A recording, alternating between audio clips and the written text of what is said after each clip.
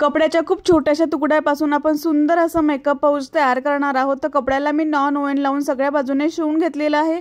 याचं मेजरमेंट जे आहे ते 9 बाय 15 इंच याचं मेजरमेंट आहे। मी इथे नॉन ओव्हन वापरते, तुम्ही गोणी फर्म वगैरे वापरू शकतात।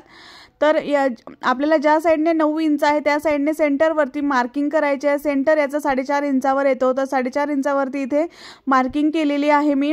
तर इथे सेंटरपासून आपल्याला जे आहे ते असं कोणत्याही एका कोपऱ्यावरती तुम्ही असं एक सरळ तिरकस लाईन जी आहे ती ओढून घेऊ शकता कोणत्याही एका बाजूला, कारण की आपल्याला इथे सेंटरवरती मार्किंग केल्यामुळे तुम्ही कोणत्याही एका बाजूला जे आहे ती अशी तिरकस लाईन ओढून घेऊ शकतात।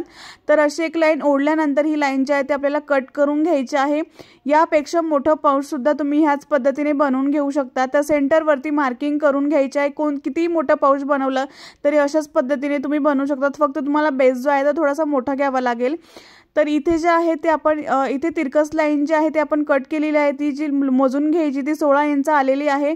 तर 16 इंचापेक्षा मी 1 इंच एक्स्ट्रा घेणार आहे चेन। तर 17 इंचाची मी ते चेन घेतलेली आहे। चेनचा सरळ भाग जो आहे तो कपड्यावरती अशा पद्धतीने ठेवून ते सरळ शिवून घ्यायचा आहे।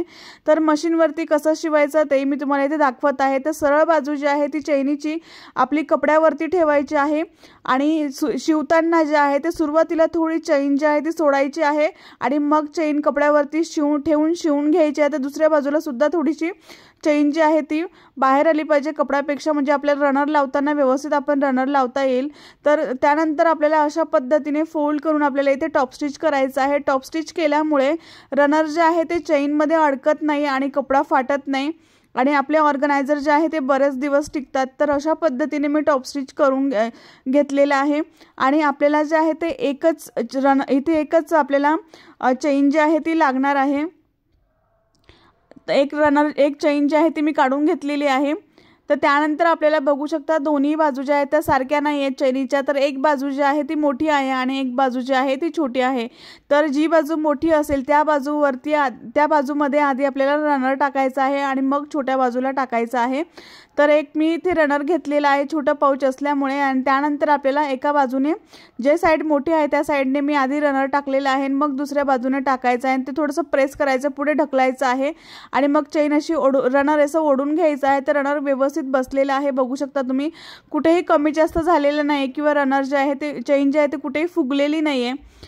तर एक्स्ट्राची जी चेन आहे ती अशा पद्धतीने कट करून घ्यायची आहे आणि त्यानंतर जे आहे ते आपल्याला हे जो कपडा जो आहे तो आपल्याला आतून जो आहे तो व्यवस्थित असा बाहेर काढायचा आहे। आकार खूप सुंदर याचा तयार होतो ह्या पद्धतीने बनवलं तर आतून कपडा जो आहे तो उलटा भाग जो आहे तो बाहेर काढायचा आहे। अशा पद्धतीने आपल्याला कपडा जो आहे तो बाहेर काढून घ्यायचा आहे आणि त्यानंतर जे आहे ते आपल्याला दोन्ही बाजूंनी जे आहे ते जे ओपन भाग आहेत आपले दोन्ही त्या साइडने आपल्याला शिवून घ्यायचं आहे दोघंही भाग।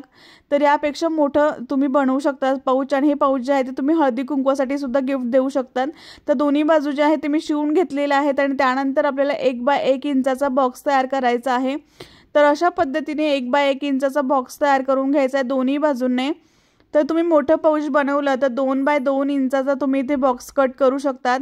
याच्यापेक्षा थोडं मोठं म्हणजे डबल असलं पाहिजे, तेव्हा तुम्ही 2 बाय 2 इंचाचा इथे बॉक्स कट करू शकतात। तर बेस आपल्याला 1 बाय 1 इंचाचा आपण इथे बनवलेला आहे आणि हा बॉक्स जो आहे तो आपल्याला आता कट करून घ्यायचा आहे।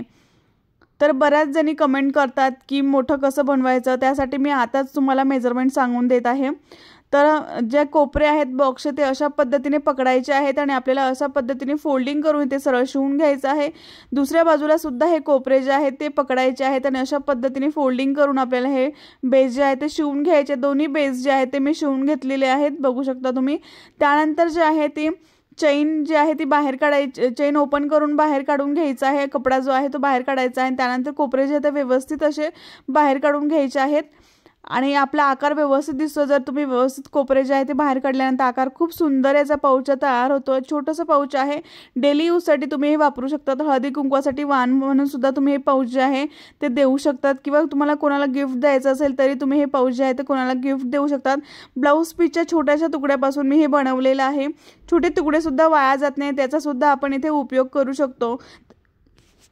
जे डेली तुम्ही मेकअपसाठी वस्तू वापरतात ते वस्तू तुम्ही हा मेकअप पाऊचमध्ये ठेवू शकतात। तर याची जी उंची आहे ती 5.5 इंच तयार झालेली आहे आणि याची रुंदी जी आहे ती 6.25 इंच तयार झालेली आहे। पाऊच खूप छान आहे, दिसायला खूप सुंदर दिसतं, बनवायला तेवढं सोपं आहे, कोणीही बनवू शकतं एवढं सोपं आहे। ब्लाऊज पीसच्या उरलेल्या तुकड्यापासून आपण खूप सुंदर सुंदर वस्तू घरीच बनवू शकतो आणि अशा वस्तू तुम्ही बनवून हळदी कुंकवासाठी सुद्धा तुम्ही वाण म्हणून देऊ शकता। तुम्हाला हा व्हिडिओ आवडला असेल तर एक लाईक नक्की करा, शेअर करा आणि सबस्क्राईब करायला विसरू नका। नेक्स्ट व्हिडिओमध्ये भेटू, तोपर्यंत बाय बाय।